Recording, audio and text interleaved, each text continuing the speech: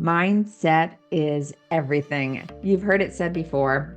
I believe that it's true that what we think about ourselves, whether we think we can or we can't achieve a specific target or goal, that's typically the case. Today's guest is an expert in mindset and behavioral change. Kasey Jo Orvidas has a Ph.D. in psychology and is also certified health and fitness coach. She's built her career at the intersection of mindset, behavior change, nutrition, and exercise with the goal of helping people move past all or nothing mindsets and limiting beliefs. Kasey's work also includes coaching, mentoring, and applying research to real world clients, not just in the lab. So, another great conversation about the psychology of moving forward toward our targets. We often talk here at Move Daily Talks about practically what you can do in your fitness, wellness, and nutrition. However, all of that kind of pales in comparison to your mindset and what drives your motivation and your behaviors. All right, let's get chatting with Dr. Kasey Jo Orvidas. Kasey Jo is with us today, and I'm really excited to talk to you today because I know that I've watched a lot of your content. I know that you talk often about behavior change, about mindset. And I think, as a fitness professional, we can give structure to what you do for your workouts, how you eat, what you do even for your wellness. But motivating ourselves to move forward can often be something that stalls a lot of people in their progress forward. So I'm excited to just pick your brain about that and give our listeners a few strategies and tips to move forward with their own progress. Let's just start by asking you what got you into this field in the first place? Oh, I'm like, how far back do we want to go here with the lore? Yeah. Okay. I was one of those girls who wanted to lose freshman 15, but also at the same time wanted to have 15 tequila shots every Friday in college. How do I balance this? Like I want to get in shape, but also I want to party with my friends in college. So I did, I think what most women, a lot of women do is ran a lot and hated running, never liked running, still don't like running, but thought that that was like the correct thing to do, right? And then as I got more and more into and was learning what we had available to us at that time, I'm talking like 2011 or so, spent a lot of time on bodybuilding.com forums to try to learn like what else what else I could do and try to like really learn like what is all of this about, oh, this health and fitness stuff, right? Really started to fall, I'm kind of skipping some steps here, but really started to fall in love with strength training and recognized how that was not just making me feel more powerful in the gym and helping, yes, my physique goals and all of that, but making me feel more dedicated, motivated in other areas of my life too. And I think at that time too, it wasn't as popular to see women like in the weight training section of the gyms and things like that. So it felt sort of unique too. And I was like the girl in the section at the college gym where there wasn't that many. So really started to fall in love with all of that and notice how it impacted the rest of my life greatly as well. And during this time, I was getting an undergraduate degree in psychology and was starting to put these things together of I'm feeling so good strength training and figuring out my nutrition and doing all this stuff for myself and choosing myself and all of these things. And it's helping me in so many ways, but why are so many people not doing this? Like everyone knows they should exercise and eat healthy, but they're still not doing it. And kind of to your point of what you mentioned at the very beginning of the episode is that people don't necessarily need like more knowledge all the time, right? It's not, I need someone to tell me what a healthy food item is or that I should exercise for 30 to 60 minutes a day. Like that's not the issue, that there's something else likely psychologically going on here that's keeping us from actually doing it. So being a psychology student at the time, falling in love with this stuff for myself and seeing what it was doing for me, I really wanted to better answer this question, like why are people not doing this and how do we help people do more of this, right? And so that's kind of what drew me to following the path of psychology and blending health and fitness together. So when it came time to graduate and what else do I want to do, like big girl job, more school, what's this going to look like? And really having this passion of blending psychology and fitness and wanting to do more of that, I started to look into graduate programs. And I came across the Mindset Lab at North Carolina State University. And Dr. Jenny Burnett, who was my PhD advisor, was doing a lot of work on mindsets. And at the time, I didn't know anything about what that was. Growth mindset, fixed mindset, those were not words you would hear on social media. It was not a thing yet. So I started looking into it more, and she was doing some work on essentially how your mindset impacts your beliefs, and therefore your beliefs impact your behaviors. And she was looking at things like obesity and health behavior change. And I really thought, this seems like this could be a path to start to answer some of these questions that I have. And really fell in love with Raleigh, North Carolina, and the professors at NC State, and Dr. Jenny Burnett, my advisor, ended up there, spent 4.5, close to 5 years on researching growth versus fixed mindset for health behavior change, became a nutrition coach at the time as well. So it was kind of, I like to say I was in the lab and then also in the wild at the same time. So kind of leaving the research world and then going directly to work with folks one-on-one, and then really started to notice this gap that I was learning all of these things about health behavior change and mindset and how your beliefs impact your actions and all of this. But that is not what nutrition coaches were taught. They weren't taught about behavior change and motivation and habit formation and all of this stuff. We were taught nutrition and exercise, which important, obviously, but we're really missing what I see, and I think a lot of people are recognizing too, is sort of the base of the pyramid, right? The most important things here. And instead just focusing on nutrition and exercise, which kind of all comes back to what I was mentioning before of we're spending so much time thinking about we need to learn these things and talk about these things and figure out the right nutrition plan and the right exercise plan. And that's what's going to help me actually stick to it and be consistent and see results forever. And the reality is we're missing this really big component. So fast forward to today, really kind of used my PhD knowledge and the experience that I had coaching for as long as I have to build the health mindset coaching certification. So I now today run a certification for health and fitness professionals to teach them this stuff, since there is such a large gap, and then get to do fun things like this and come chat with you about all of those components as well. I think there are two things that we teach at Move Daily Fitness as well. There is the what about nutrition and fitness and wellness, right? We do need to know those things, as you alluded to. There are specifics, there are ways and strategies and protocols that will help you reach your target.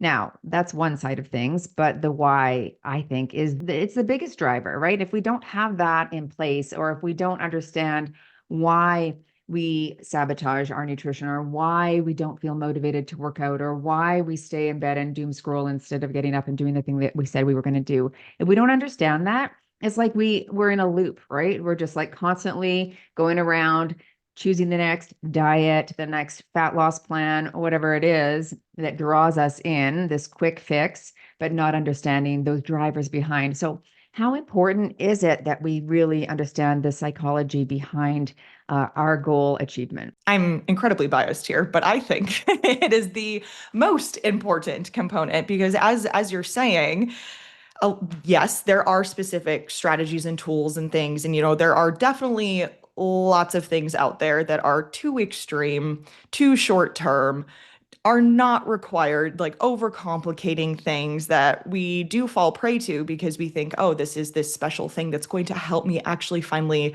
see results and stick with things. When the reality is, we should be, without sounding too cliche here, we should really just be looking inside, right? Like what's going on with me, and like why am I feeling like this is so difficult to stick to? Like what about my lifestyle? What about my past dieting history? What about the people who have been in my life and my experiences that are keeping me from feeling like this is something that I can do? And that kind of comes back to just the mindset conversation in general. Like a fixed mindset is, at the end of the day, even if it's just a small little voice in the back of your head that's not super loud all the time, but it is there, is telling you you're not capable of doing this. Or look, we have all this evidence that you can't do this. Like, why would you think you can do this again? And if we don't think we can be successful in something, why would we try? Why would we persevere in the face of challenges and obstacles if we don't actually believe it's possible for us anyway? Like that, it makes sense, right? If it's not possible for you, what would be the point of putting a bunch of effort in? So yeah, I think it really does boil down to all of that almost 100% of the time. Totally agree. We always say one of our biggest things to move forward in at our company here is knowing thyself, right? Is really Mm, understanding that those things that drive us, the triggers inside, our reactivity, all of that is so crucial. You've mentioned it a few times now, growth versus, what did you say? Growth mindset versus fixed mindset. a fixed mindset. Yes, sorry. Mhm. Let's talk about both of those things. Break it down for us in terms of a description, and then give us some examples of what a growth versus fixed mindset looks like. Yeah, for sure. So when we're talking about mindset and thinking also from, if you were to go to Google Scholar and type in growth versus fixed mindset work, we are looking at a lot of what stemmed from Dr. Carol Dweck's work. And if you look this up, you will hear it called implicit theory originally. And that's, I would say, probably just the more research savvy term that you would use for mindset theory and looking at growth versus fixed mindset. So when I say growth versus fixed mindset and thinking about mindset specifically, mindset is really the lens that you take to see the world through. It's how you make sense of things, it's how you assign meaning to things. So then if we break that down further into growth versus fixed mindset, at the most basic level, we are saying, do you actually believe that you can change, that you can improve, that you can develop a certain trait or skill? And mindsets are domain specific, which essentially just means if you have a growth mindset in one area, that doesn't necessarily mean you have a growth mindset in another area. And that is actually something I think is a little bit of like a misconception, and I see spoken sort of incorrectly, we'll say, on social media land, and people just talking about it, that, oh, you just need to have a growth mindset in everything that you do. And like, yeah, sure, let's work towards that. But the reality is you could have a growth mindset in your career and believe that you can continue to climb the ladder, get the promotion, and do better. But then when it comes to your health and fitness or weight loss or whatever that looks like for you in that area, you may have more of a fixed mindset. So it's important to understand where that might be showing up for you. So again, sort of baseline level, we're looking at, do you actually believe that this is something you can change, that you can improve, that you can develop, and it can be a specific thing compared to other things in your life? So when I talk about growth versus fixed mindset and maybe how to start recognizing where that fixed mindset might be showing up. And some of you listening right now might even be thinking already, oh yeah, I definitely have a little bit of that fixed mindset over there. I could see where that makes sense to me. And I will say it can be kind of sneaky sometimes. You may not realize that you have a fixed mindset somewhere because it's sort of just how you're operating. Again, it's that lens that you're taking to see the world through. So you may not realize that that's actually coming up and that's what's holding you back. So there's a few things that I like to talk about to help you maybe better recognize where that's showing up for you. And I say feedback, setbacks, and success. So with feedback, we're talking about feedback that you're getting from friends, your boss, your significant other, your coach, wherever that may be. How do you respond to that feedback? So is it like a immediate, oh, this person doesn't actually know me that well. That's why they think that I need to be doing something differently and they're giving me this feedback and they don't actually know what they're talking about. That might be more of a fixed mindset reaction versus someone with a growth mindset would get that feedback and go, oh, this is great. This is more information for me to get better, for me to improve. And maybe I should pay attention to this because maybe I don't know everything about everything, you know? So I'm kind of giving very extreme examples. Most people probably fall somewhere in between and are leaning one way or the other. So that's with feedback, setbacks. So we're talking about health and fitness goals specifically. You have a weekend where you are quote unquote off plan, doesn't go as the way you wanted it to. Maybe you had a plan in your mind for a trip that you took and it didn't go as well. You're not feeling really great about your choices, your decisions, etc. So we can call that a setback. So in that moment, if you have more of a fixed mindset when it comes to health and fitness behaviors, that kind of area, and you have that setback weekend, someone with a fixed mindset is going to see that as evidence that they are not capable. Like, I knew it all along, type of thing. There I go again, doing the thing that I always do. I can't stick to it, right? Whereas someone with a growth mindset might say, huh, that weekend did not go the way that I wanted it to. But that doesn't necessarily mean anything about me. In fact, this is just some more information for me to better understand what maybe doesn't work super well for me, where I need to spend more time and attention to improve my skills and like better master the traveling while still trying to stick to my exercise and fitness goals, right? So again, extreme examples, but really with the fixed mindset here, it becomes, okay, there's just more evidence as to the fact that I'm not capable of doing this, where someone with their growth mindset doesn't necessarily see it that way. And then the last one is success. And when I say success, I mean the success of other people in the area that you are trying to get better at, trying to develop, whatever. So if you see, let me try to think of a good example here, talking about social media a little bit before.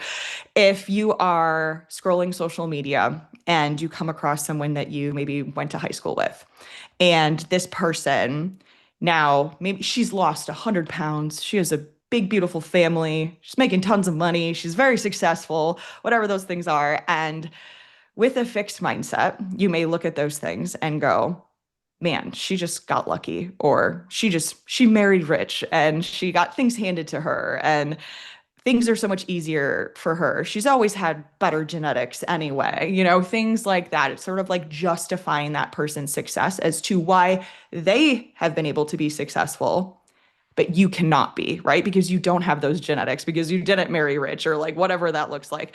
So it's, rather than seeing that as maybe inspiration, like someone with a growth mindset would come across the same person, have the exact same experience, that person from high school is doing well in all these areas, and that person with a growth mindset would instead say, huh, there's no reason that I can't do what she was able to do. I wonder what she has, like, what resources she's found, how she's been able to do this. Maybe I should reach out to her and learn from her. And there's something I can get out of having a relationship from high school with her, that I can lean into that and learn more and get to where she is as well. And I see her as inspirational and an example of what I could be capable of doing too. So again, same experience, different mindsets, and you can see very quickly here who's more likely to be successful, right? Is the person who sees someone else's success as inspiration versus seeing it as like, oh, that they just got it some other way that I can't possibly get it. So yeah, a little bit of a tangential explanation there, but I hope that's helpful. No, that was good. I'm really interested in the part about having a fixed mindset in one area of your life and a growth mindset in the other. It sounds like a divided self, or parts, right? I think of Dr. Richard Schwartz with his parts work, and Yeah. how there are parts of us that rise, protect us, rise to the occasion, become the louder voice as opposed to our true self. So can you talk about that a little bit more? Like how, for the fixed part, then how do we begin to grow that so that it does become a growth mindset instead of fixed? Yeah, yeah. And I would hate for anyone listening to this to have a fixed mindset and think, oh, okay, well, that just means I have a fixed mindset here and I have a growth mindset there and I'm stuck. Like that is like the meta wrong mindset to have here about all of it, right? So instead, just recognizing that that is the case, I would rather you see that as empowering. So you can see, where in my life do I have more of a growth mindset? And I do believe in my ability to improve and get better and seek inspiration from other people and resources and see setbacks as learning opportunities. And where in my life do I not see that as much? Where is that not as much the case for me? And really, the first step is just becoming aware of exactly that and recognizing where your fixed mindset is showing up. So I know that seems like the very simplistic, easy, not super sexy first step, but it is the truth. Like, you can't change what you don't know needs changing. You can't improve what you don't know needs improving. So we got to find those things first in order to continue to get there, to get to more of a growth mindset. So paying attention to your language. What are you saying? I kind of shared some of them in my examples when I was talking about feedbacks and setbacks and success, but where are you saying, I'm just not that type of person? Or I always do this, or I could never do that. Like really paying attention to those words that you're using because it is going to be indicative of your mindset with that thing. And if you can start to target, okay, when it comes to exercise and getting to the gym consistently or strength training, I'm noticing I have a fixed mindset because I've literally said the words before. I'm just not the type of girl to go to the gym consistently and enjoy exercise. Or, oh yeah, there's this one woman at my gym who just she's lifting so much weight and she's there all of the time. I could never be like her. I could never be that type of person. Like I don't understand why she would ever enjoy doing something like that. So just paying attention to where you are honestly kind of reinforcing maybe even your fixed mindset with some of the language that you're using, and whether you're saying it to yourself or you're saying it to other people, it's a really, really good place to start. It's not always comfortable to be able to recognize those things, but something I say a lot is that discomfort breeds growth. So in Mhm. those uncomfortable situations, that's a very growth mindset way to think about things, right? Is to say, oh, Mhm. where I have challenges and where things are uncomfortable, that's something I should lean into and pay attention to because there's probably something there for me. So really just trying to take stock of that, even if it's pulling out a note on your phone and every time you're recognizing maybe more of a fixed mindset or growth mindset statement in your life, just kind of keeping track of that. Take the next 48 hours to do that and see what you can find. So really, yeah, awareness is the first step. I've just been thinking as you're talking there about, again, it feels kind of like our fixed mindset is a different part than our growth mindset, and that we could have both of them. So I was thinking about my own life here. Where do I have a growth mindset? Where do I have a fixed mindset?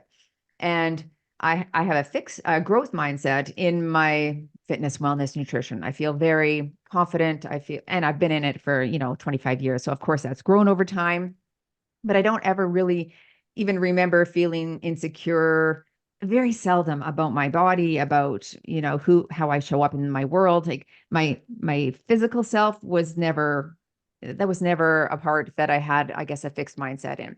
So, but yeah, when I look at me growing my company and I look at making money, well, I had definitely had a fixed mindset in that because of so much of what I heard growing up. So I think that informs our mindsets as well, quite Mm. tremendously. Is what was taught to us, what was the language that we heard our parents use, those who influenced us, what did they say that now became our own internal language? And so, yeah, it's more challenging for me to fix that fixed mindset or to change it or to grow it because it's so deeply rooted in what I've always known and believed, right? But you're Mm. saying it's not impossible. So what then become the steps to change that fixed mindset? Yeah, yeah, don't love that example for you, but I love the I love the Yeah. example, right? Yeah, and I think so many women too are the opposite of that, right? They grew up around mothers who were constantly dieting and unsuccessful with it and talking about their bodies and talking about what they should be eating and not eating and all of those things, and then maybe are the opposite of you, right? And Right. are Yeah. when it comes to career and business and making money, like that's an entirely different situation. So it's important to recognize that, yeah, everyone is different with this stuff. And when it comes to how do we start going in the growth direction? Awareness, number one, love that you have the examples of like, I wonder if maybe this is where some of that came from, which is lovely too, because then it turns into, okay, so it's not actually me. There isn't something wrong with me. I'm not the fixed situation. It's that I had these experiences and this Mhm. happened outside of me. It was like an external thing that has impacted me. And so, yeah, you've internalized it and maybe turned it into something else. But despite that, you've still been successful. So I think also looking for specific pieces of information and evidence that's sort of to the contrary, it's important to understand and validate, like, okay, I feel this way. I maybe have a little bit of a fixed mindset in this area because of this evidence that I have that is supporting that. This is what I was told my whole life. This is the experience I had. This is the people in my life were this way. And so that definitely made impact in who I am. So makes sense, validating that I feel this way. So that's like sort of the evidence for. And then what's the evidence against? The evidence against is that despite all of that, I've still been able to put in effort, seek resources, be successful. I don't feel that great about it all the time, but I'm still getting somewhere with it despite all of that. So, okay, it's very clear to me now that the most like accurate depiction of all of this is that I had these experiences and had these people in my life and kind of planted these seeds in my brain over time. However, that's not who I am very clearly, right? So what I'm kind of like doing here is working through somewhat of like a cognitive behavioral therapy process of this evidence against, evidence for, what's the most accurate depiction now that we've kind of like weighed all of this out. And when you go through a process like that with yourself and really kind of bring yourself back down, put your feet on the ground, reality, like what is this actually? That can be really empowering because as humans, biologically, we do crave control. If we are in control of things, we have more certainty. That is sort of a indicator that we're going to survive and reproduce. Like really, at the end of the day, we're looking at what that looks like biologically. So using an exercise like this and kind of bringing yourself back to like, okay, no, I'm in control of this and I understand this better and it's making more sense to me. I have a little bit more certainty around it, can already start to kind of get you going in that direction, right? And that may require you to do that every day for a long time before you actually start to notice, oh, no, I don't actually think that way anymore. It doesn't come up for me as often anymore, or it's more of now my default setting to have a growth mindset and growth mindset thoughts about things. But it will take time, and that's okay. It just means you're not there now, but that doesn't mean you'll never be there. You're just not there yet, right? It's sort of that the power of not yet is really Yeah. important. So really, yeah, looking at this globally, I'm talking about reframing things. So if you are going about your day and you're recognizing some of this fixed mindset language, again, whether you're saying it out loud or saying it to yourself, I'm not the type of person, I could never do this. I've always been this. Notice that and do your best first. It kind of ties into the awareness piece. Like when you notice it, try to pause. Try to pause there. Like, oh, where did that thought come from? Why am I thinking that about myself? Why would I say that I could never do this? Oh, because I've had some of those experiences in the past. Oh, because this has happened to me. Okay, what instead, even if I don't believe it yet, what instead would be the growth mindset version of this thought, right? So in that moment, instead of, oh, I've just never been able to do this. Okay, no, wait, that came from that experience. That is why that's happening. How could I reframe this? Things have not worked well for me in the past because I've tried those other strategies, methods. That doesn't actually have anything to do with what I'm doing now. And I'm in a different place in my life. I have different resources. I am trying new things. So I can't necessarily compare the past to now. So maybe I do have a shot. It could even just be that, right? And easier said than done. And I don't want anyone listening to this thinking like, man, okay, so I got to do like a 30-minute process every time I have a fixed mindset thought, but even just a little bit of curiosity around it and trying to be sort of like the researcher on your own life and your own thoughts and try to make more sense of it versus just immediately believing it, right? And sort of letting the fixed mindset spiral go off and just falling into it. Well, yeah, that all happens in a nanosecond anyway, right? It's like instantaneously we have a thought, or well, we have a visceral reaction. Our body often feels something before we recognize what our brain is saying. So you might feel sweaty palms or a closed throat or crampy tummy or whatever. And then you have a behavior and then you're like, wait, what was that about? I loved that. I think that is such a great skill that we can begin to practice, right? Like this is something that you can do standing in a grocery store lineup, in your car, whenever these moments happen. But we have to become familiar with practicing these things over and over and over again in order for them to get ingrained into our brain. So I like that. Great tips there. Let's talk about the stages of change. I'm post-menopause. Am I post? I guess I'm 55. Yeah, menopause happened about 3 years ago for me. And there's different things that happen at this stage of life. Lots is changing. Kids have left the nest. Job is looking different. Friendships are different. Parents are aging. So there's lots of things that are changing. And for a lot of us, I think that can be a challenge. It can become a difficult time, and it can really stall our progress because it becomes overwhelming, right? I hear this a lot with women. They don't work out because all of these things are happening in their lives, or they've stopped, or they haven't been in the gym in a year, or that sort of thing. So let's talk about what the stages of change are and how can we move through it more gracefully, more successfully, more empowered. Yeah, yeah. So stages of change, the research term, we're talking trans theoretical model, right? Stages of Give change it to sounds us. much better. So with the stages of change, this is essentially a well-validated theory of behavior change and how people move along from stage to get to a point of maintaining a new behavior action. We could pick it apart, and typically what we like to do, I say we as if I'm like me and all the researchers, right? But people, if you're looking at the stages of change, it's important to, just like with mindset, to understand it may not make sense to say I'm changing my entire lifestyle to be healthier, and where am I at in the stages of change to get to that point. But instead there may be some behaviors that are more difficult for you to get to action and then into maintenance and to like really maintaining it long term versus others. So it can be helpful to kind of like pick those apart and see which one you want to like zero in on when I'm talking about this. So we're looking at the different stages. It doesn't necessarily mean that you have to go from one stage to the next until you reach maintenance and now you're there forever. You can truly exit and re-enter these stages at any time.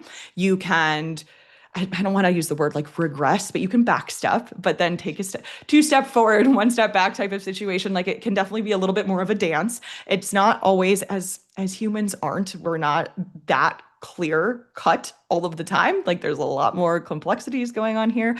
So when we're looking at these different stages, you can start somewhere. Pre-contemplation is usually where we see a lot of people really start, and they don't necessarily really even know where and what it is that they need to work on. They don't really see a problem at hand. They're not even really like there yet. And when I'm talking to coaches, it's often that we have to remember that a lot of people aren't even in a place to be considering change yet. So, when we're on Instagram and coaches are marketing to prospective clients and things like that, it's a really good reminder to know that you can't just always be talking to people as if they're already in action or ready to take action or ready to change, that they may actually be in this place where they don't even really understand that they are capable of change, that they even want to change, right? It would So benefit them. Yeah. exactly, exactly. And to Mhm. recognize the benefits that are there. So actually having, yeah, some content or conversations around what that looks like is just as important as giving the facts about creatine supplementation, right? Because someone who is not even in thinking about changing it would not be interested in that type of content. And it's not also going to help you like get any more clients, right? But of course, all those pieces of content are important, and like understanding all the different stages and where people are at. So from there, you might move to contemplation, where, okay, I'm contemplating change. Like, what could this look like for me? Is this something I want to do? Should I change? And then you may start to move to thinking more about, okay, taking action. Like, what would that look like? I'm going to hire a coach, but who is that going to be? What coach would I want to work with, or what program would I want to do? And you may then choose and then move into maintenance. So maintenance is usually, I may misquote this, but I think it's a like after 6 months up to like a couple years, you can kind of say you're in the maintenance. Of course, everyone is going to look different, and you can move backwards and move forward, like I was mentioning, but you've kind of got to the point where, oh, this doesn't require as much effort for me. It is something that I'm kind of just maintaining, and you may kind of move backwards again or leave the cycle altogether and jump back in later, but you're getting to the point where, okay, this is actually just kind of something that I do. for the most part. Even if I fall off a little bit here once in a while, I get back into it relatively easily, right? So depending on where you're at, it's important to recognize where you're at. And for coaches, I mean, I talk to coaches about this so often, is recognizing like where your current clients are at, the people in your audience are at, all of that. So you can speak to them and like understand, okay, what does it take now to get to this next stage? Or what does that person require in order to move from contemplating to actually taking action? What does that person need? Is it confidence in themselves? Is it confidence in you? Is it more knowledge? Is it more skills? Like what is that thing? So just like it's kind of like we've been talking about. It's like the theme this whole time is like know thyself, right? Like better Yeah. understanding what you need in order to get to that next stage, or who your coach should better understand, like what you might need to move to that next stage. When we look at the action stage, what's your recommendations on like how aggressive should we be with the actions? I think sometimes we're like, okay, I think sometimes we skip pre-contemplation and contemplation. We move right to action because we think that we need to change stat right now. I need to lose this weight, or I need to get fit, or I need to X, Y, and Z. But what should that action actually look like in a way that is going to last and be sustainable for the long haul? Yeah, yeah, that's really good. And I think you're right. And maybe that's where a lot of people do go wrong, is they're just immediately trying to jump into it without maybe even thinking about this question, right? So yeah, what's a good first action? There is research out there. I couldn't necessarily tell you exact papers or anything, but like talking about like goal setting and what that should look like and how we should set them up for best success. And there is this sort of continuum of really, really easy, could almost do it in my sleep type of goal. Like you've got it down, and I'm going to set this goal, but I know for sure I'm going to be able to do it. Right. And then the other side of the continuum being like, no, this is so hard, like next to impossible. Like the chances of me actually getting that done are so, so, so low.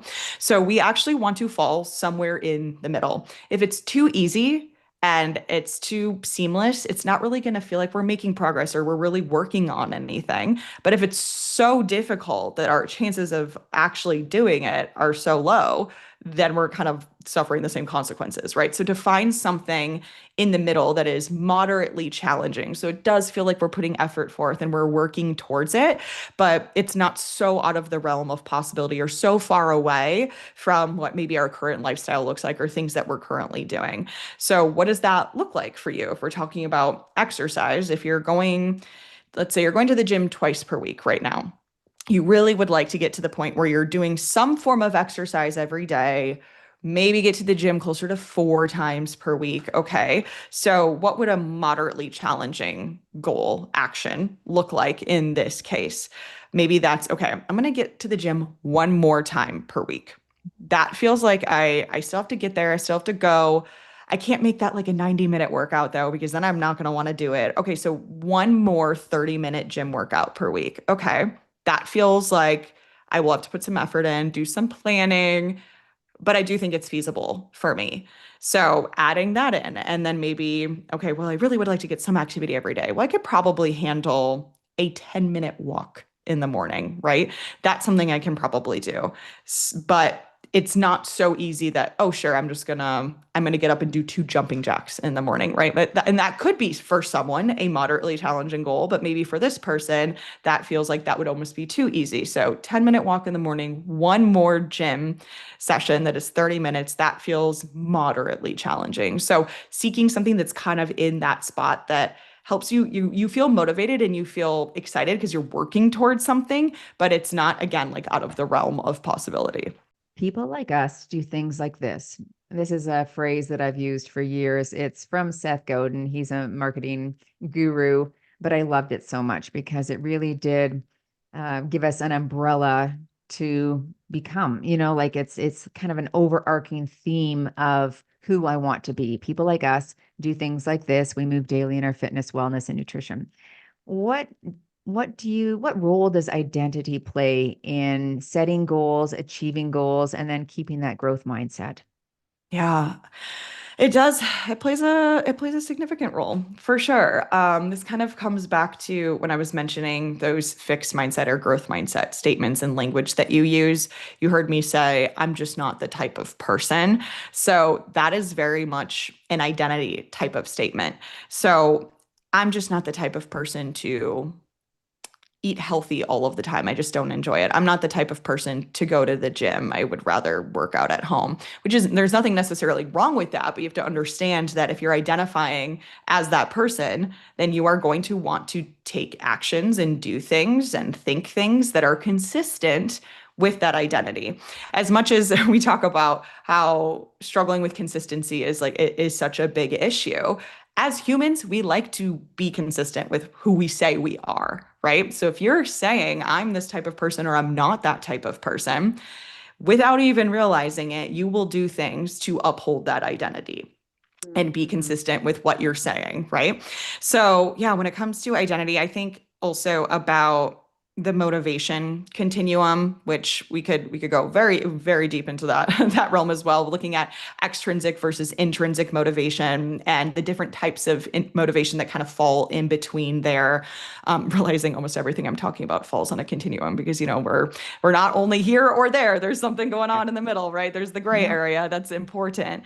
So there is integrated and identified regulation, which is motivation, sort of again, like research speak, that is these two different types of motivation that are closest to intrinsic motivation. Intrinsic motivation is really like the best type of motivation you can have if you want to stick with things. Because if you're intrinsically motivated, you're wanting to do it because you enjoy it, you find satisfaction in it, which we can all understand. If there's something that you enjoy doing, you're more likely to actually do it. But there's other types of motivation, and the ones that are closest to intrinsic, like I mentioned, identified and integrated regulation, integrated motivation is often related to your identity. So if you identify as someone who's an exerciser, you identify as someone who takes care of themselves and lives a healthy lifestyle, you are going to be more motivated to do those things to uphold those pieces of your identity. If on the other hand, you are someone I identify as lazy or someone that it could never exercise consistently, then you're going to see the opposite effect. You'll still be motivated, but you're going to be motivated to do the things that are not consistent with those health behaviors, right? It's to, again, uphold that identity that I'm not that type of person. So, yeah, it does play a really big role and kind of, again, comes back down to the language that you're using and how you're seeing yourself. So often in my comments, I'll see, especially if I post anything that's has to do with knees, squats, lunges, that there'll be a big subset of people saying, I could never do that because of my knees. Like try having being 60 and having knees like mine. That's like that's the language I hear all the time, Yeah. which to me seems like a very defeatist language to have. That's not going to help you do anything or move forward with anything. Like you could either A, scroll by, or B, you could say, what could I do? Could I work my upper body? What could I do instead? And I'll have people say that I can't use my knees because of this reason, but what else could I do in lieu Mm-hmm. of? Like that is not defeatist. That is Mm-hmm. empowering themselves to move forward. So I Mm-hmm. think that language is really big. I was just going to ask you, how do we build this identity habit? How do we build identity? Is it by action repeated over time? Is it by language? Even if we don't believe it, we still speak it to ourselves until we believe it. Do you think that is a thing? Like you say it until you believe it? Do you believe in that? Yeah, yeah, I do. And we do have some research that supports sort of like the positive affirmations to yourself for sure. And I know like and I get it too. Like to be the woman who's like, "Oh yeah, write you are beautiful on a sticky note and put it on your mirror and before you know it, you're going to love yourself." It feels a little like cheesy, but there is something to it. Just like we're saying this entire time that the words you use matter. And it's Yeah. rarely just semantics in this case, right? So it can be really helpful to do that. Or if that feels so unlike you and that doesn't feel right, then what things do you appreciate about yourself and where are you showing up for yourself, and being able to maybe journal about those things, write those things down at the beginning of the day and remind yourself of those things. And what that can do too is just if you're consistently reminding yourself of like, no, I am this strong woman. I am this person who does this stuff for myself and my family and cares about other people and all of these things, then what we're doing here is just continuing to build self-worth and self-respect. And then if you're building those things, then that can kind of start to turn into, well, if I am worthy and I do respect myself and I am this great person for everyone else in my life, then I better take care of this, right? I better take care of the person who's doing all of those things. So there's a lot of different ways you can go about that. I think most importantly is really getting clear on who is that person that you want to be. And kind of cliche here, but like, do you actually know?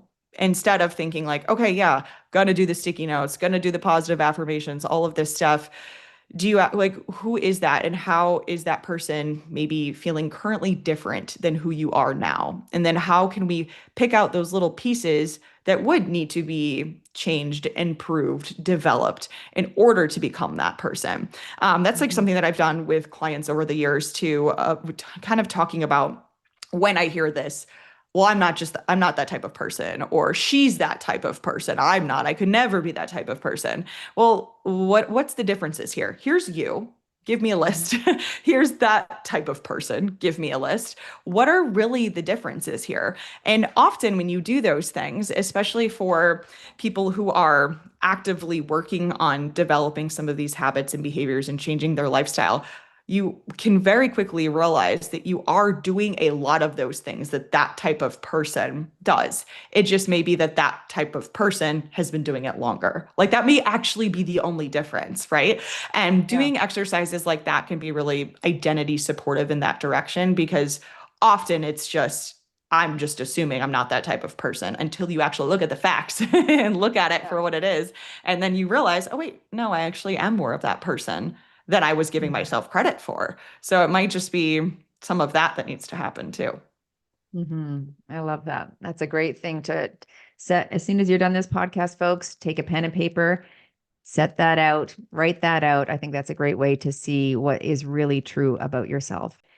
Kasey, this was wonderful. This is the kind of conversation I really like having. I have that psychology background. So when I can look at fitness, wellness, and nutrition through that lens, it just lights me up, because personally, I think that is the most important, more important than the programs, than the diets and all of that. This is what is going to make us better women and men across the board. So thank you for being my guest today.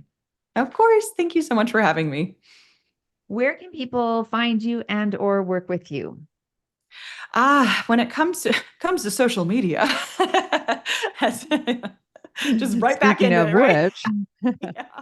I spend most of my time on Instagram, as far as like where you can find me, if free resources, content, if you want to dive into more of the topics we were kind of talking about today. I'm Coach Kasey Jo over there. If you're interested in learning more about me, checking out my podcast, any additional like free resources and stuff that I have, probably my personal website is the best place to go, because it'll kind of like toss you in every direction that you want to go. So that's KaseyOrvidas.com. But yeah, I think that those are probably the best places to start, and you can kind of find your way from there. Wonderful. Thank you so much again. And now to all of you, go move daily in your fitness, your wellness, nutrition, and we'll see you all in the next Move Daily Talks.